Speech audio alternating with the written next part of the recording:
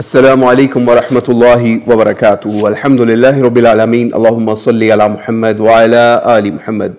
4 दिन पहले इंजीनियर मोहम्मद अली मिर्ज़ा साहब ने एक वीडियो अपलोड करवाई। उसका टाइटल थंबनेल आप अपनी स्क्रीन पर देख रहे होंगे कि जनाब यरूशलेम फ़लस्तीन से लाइव कॉलर ने सारी कहानी बता दी और आगे ईरान इसराइल मामले के ऊपर और एक बंदे की तस्वीर भी लगाई हुई है। तो इस वीडियो के ऊपर हमें कमेंट भी आए कि हमें रिव्यू देना चाहिए, तो हमने सोचा कि इसके ऊपर कुछ रिव्यू दिया जाए। इसके स्टार्ट के अंदर इंजीनियर साहब ने एक शख्स मोहम्मद साहिल साहब को इंडिया से लिया और ये सारा कुछ प्री प्लान था, क्योंकि आप इनकी वीडियोस के ऊपर जाके देख सकते हैं कि सवाल करने के लिए बाकायदा टाइम दिया जाता है कि फ़लाँ बंदे को फ़लाँ टाइम के ऊपर सवाल करने की इजाज़त होगी और वो फिर वहाँ वीडियो भी अपनी ऑन करके सवाल करता है। सवाल क्या करना होता है, वो तो एक समझ लीजिए एक ऐसी कहानी वहाँ पे प्रेजेंट की जाती है जिसको आप सवाल जवाब की बजाय कुछ और ही तान तशनी और इसका ही नाम दे सकते हैं। तो इस वीडियो के अंदर पहले इंडिया से एक मोहम्मद साहिल साहब को लिया, फिर उसके अंदर जो है वो ईरान से रिलेटेड बात होती रही और उसमें ईरान के हवाले से कहा कि ये ईरान के अंदर तो कोई हिम्मत ही नहीं है कि वो कोई ये सारा जो हुआ है उन्होंने इसराइल के ऊपर मामला या कार्रवाई की है ये अंडरस्टैंडिंग से हुआ है, कोई हिम्मत नहीं है ईरान के अंदर।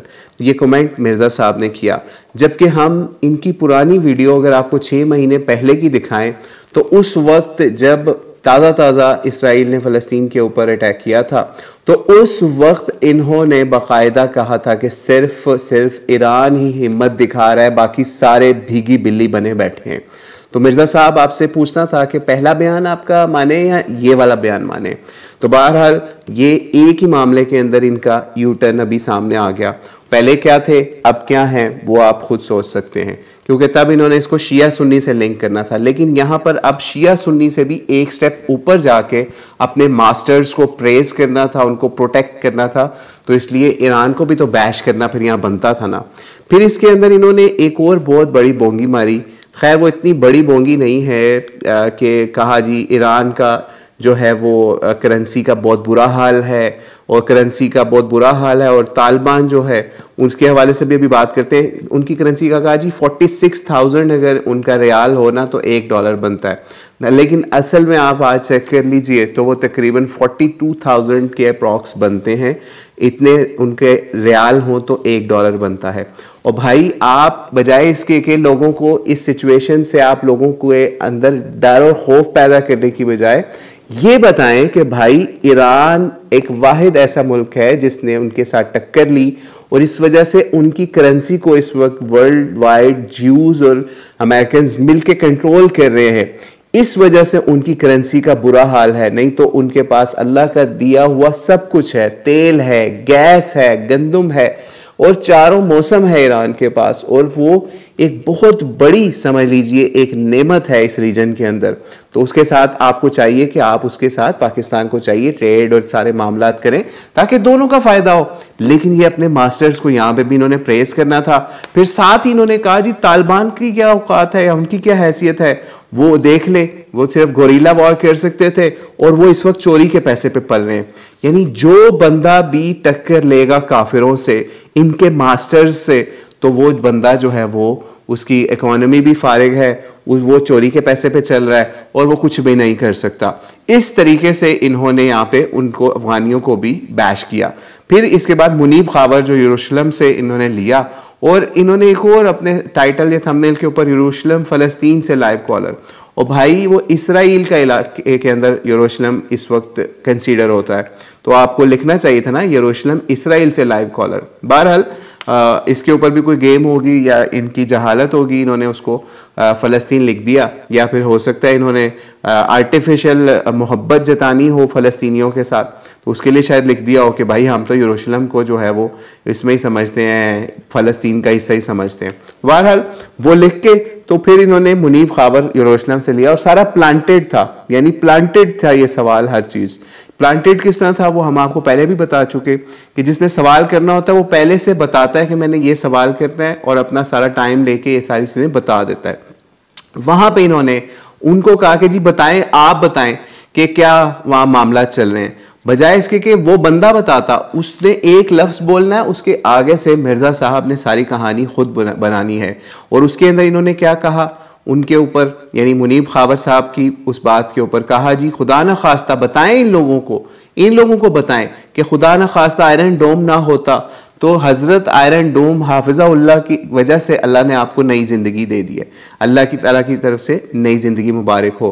यानी आप बजाय इसके कि ये बात कहें कि इसराइल ने क्या तबाही मचाई, मुसलमान तकरीबन 40,000 के करीब इस वक्त समझ लीजिए शहीद हो चुके हैं, 35 to 40,000 के मिडवीन, लेकिन आपको वो लोग याद नहीं आए। सिर्फ एक बंदा जो लाइव कॉल के ऊपर है, जो काफिरों के दर का भिखारी बन के वहां पे, और वो जो उनकी जो बनी हुई है यूनाइटेड नेशंस, उसका भिखारी बन के उसकी जॉब कर रहा है काफिरों के यहाँ, और वो यूनाइटेड नेशन के एक भिखारी बन के जॉब कर रहा है और उसी को वहां पे प्रेस करना शुरू कर दिया जी। आप बता दें इस हवाले से, और यूनाइटेड नेशंस को भी प्रेस किया जी, ये लोग तो बड़ा काम कर रहे हैं। हालांकि यही वो लोग हैं जो इन्हीं यहूदो नसारा के साथ मिलके ऐसी ग्राउंड बनाते हैं, मुसलमानों के ऊपर जुल्म और सितम के पहाड़ ढाते हैं, फिर चंद पैकेट्स इमदाद के पहुंचा के कहते हैं जी हमने तो बहुत कुछ कर लिया।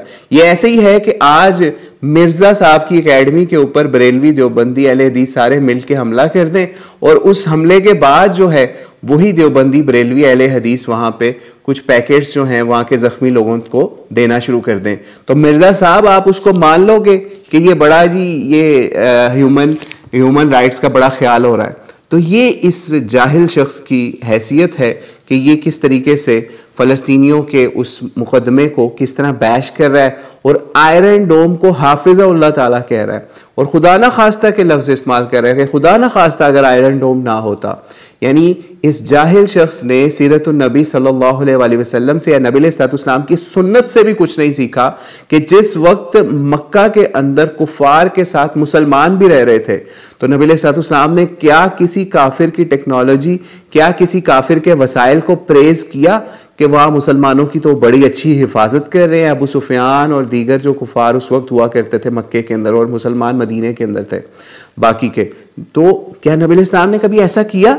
नहीं किया ऐसा, बल्कि नबी अलैहिस्सलाम ने उनके साथ जो हो सकता था, उनके काफिलों के साथ, उनके लश्करों के साथ जो कुछ हो सकता था उसके ऊपर नबी अलैहिस्सलाम ने कार्रवाइयां कराई।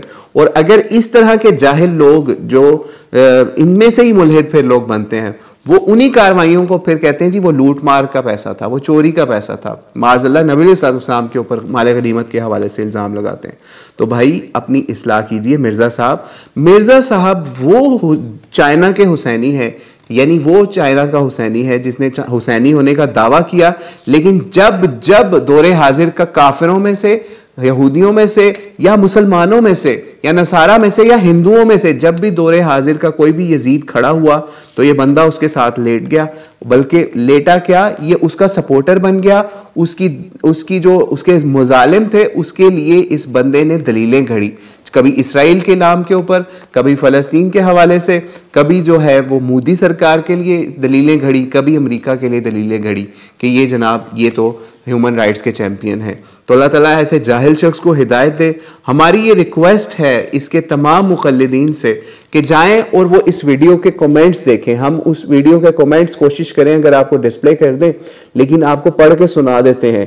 एक टॉप कमेंट है कि हुजरे में बैठकर बातें करना आसान है, लेकिन ईरान जो 50 साल से हालत जंग में है इसको पता है जंग क्या होती है। फिर दूसरा कमेंट है 3 दिन पहले का कैप्रिकॉन अली के नाम से, अली भाई मैं आपका शागिर्द हूं मगर आज के सेशन में आपकी बहुत सी बातों से मैं मुत्तफिक नहीं।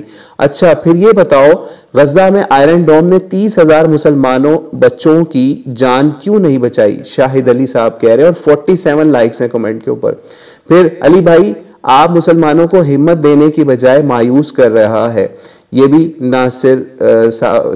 निसार करके नाम है उन्होंने लिखा हुआ है। यानी आप जितने भी देख लें कमेंट्स ये टॉप के ऊपर सारे इनके खिलाफ हैं, ठीक है। और अब आगे लिखा हुआ आप नजर आ रहा है कि आप जो बड़े इत्मीनान से बात करते हैं इसमें आपका कमाल नहीं, मगरिब की ढाल शामिल है। ये टॉप कमेंट्स आप इनके जाके पढ़ लीजिए। वाह वाह आयरन डोम ने फलस्तीन को बचाया ईरान के ड्रोन से, यानी इसराइल ने बचाया, तो फिर फलस्तीन को कत्ल कौन कर रहा है? शेम। ये आप सारे कमेंट्स पढ़ लीजिए इनके जाके। और मेरा ख्याल है कमेंट्स ही इतने ज्यादा आए हैं, कोई 1616 कमेंट्स आ चुके इस वक्त। आज 23/4/2024 5 समझ लीजिए तकरीबन 59 मिनट्स के ऊपर, यानी 6 बजे के करीब करीब शाम के। ठीक है, तो ये आप कमेंट्स पढ़िए और जाके इस जहालत के ऊपर हंसें और रोएं भी कि ये बंदा हर जगह पे मुसलमानों का किस तरह से दुश्मन बनता है। मुसलमानों का चाहे मसला मोदी सरकार से हो, हिंदुओं से हो, कुफार से हो, गैर मुस्लिमों से हो, इसने यही काम करना है कि इसने मुसलमानों के ही ऊपर रंदा फेरना है। तो अल्लाह ताला इस जाहिल शख्स को हिदायत अता फरमाए और इसके शर से मुसलमान उम्मत को और मुसलमानों को महफूज करे। और हमारी रिक्वेस्ट है, आखिर में बड़ी इंपॉर्टेंट रिक्वेस्ट है इसके जाहिल मुक़ल्लिदों से कि अगर आप जाहिल नहीं हो तो जाओ इसके चैनल के ऊपर जाके कमेंट्स करके आओ और प्लस अनसब्सक्राइब करके आओ, ताकि इस जाहिल की कुछ ब्रेन वॉशिंग हो सके इस हवाले से कि अगर मैंने मुसलमानों के खिलाफ बोला तो मेरे जो जाहिल मुक़ल्लिद हैं वो जाग जाएंगे और वो फिर मुझे अनसब्सक्राइब भी कर सकते हैं। अल्लाहु आलम बिस्सवाब। अस्सलामु अलैकुम व रहमतुल्लाहि व बरकातुहू।